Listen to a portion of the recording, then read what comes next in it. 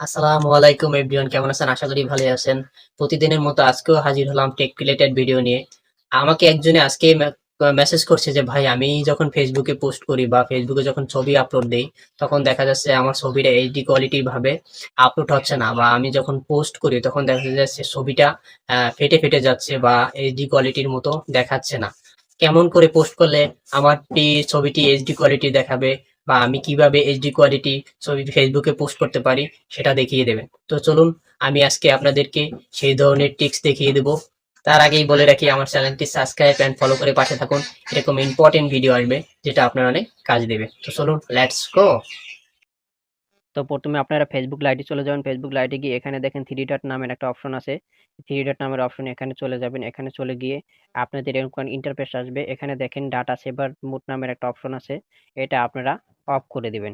Of করে দেওয়ার পর অফ করে দেওয়ার পরে উপরে দেখেন সেটিংস নামের একটা অপশন আছে। এখানে আপনারা ট্যাপ করবেন।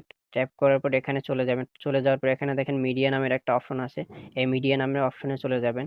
এখানে গিয়ে দেখেন লো কোয়ালিটি, মিডিয়াম কোয়ালিটি এবং হাই কোয়ালিটি ৩ টা অপশন আছে। এখন যদি আপনি লো কোয়ালিটি থাকে, তাহলে যদি আপনি পিক আপলোড দেন, তাহলে আপনার পিকচার গুলো লো কোয়ালিটি ভাবে ফ্যাকাশে ভাবে দেখাবে। আর যদি আপনার মিডিয়াম করা থাকে, তাই মিডিয়াম ভাবে যদি করা অবস্থায় যদি আপনি পিক আপলোড করেন, তখন দেখা যাচ্ছে একটু হালকা একটু ভালো দেখাবে আরকি। আর যদি হাই কোয়ালিটি ভাবে দেন বা হাই কোয়ালিটি ভাবে দিলে আপনার পিকচারটা একবারে এইচডি ভাবে আসবে। আপনি যেরকম অরিজিনাল পিক তুলছেন ওইভাবেই আপনার পিকটা পোস্ট হবে বা আপলোড হবে। তো আপনারা সবাই হাই কোয়ালিটি ভাবে এখানে দিয়ে তারপর পিক আপলোড করবেন। তখন দেখবেন আপনার পিক একবার এইচডি ভাবে দেখাবে এবং কোয়ালিটি ভালো হবে আর কি। তো আমি সবাইকে বলবো আপনারা পিক আপলোড দিলে হাই কোয়ালিটি ভাবে অপশন চালু করে তারপর পিক আপলোড দিন। আপনার প্রত্যেকটা পিক ভালো দেখাবে।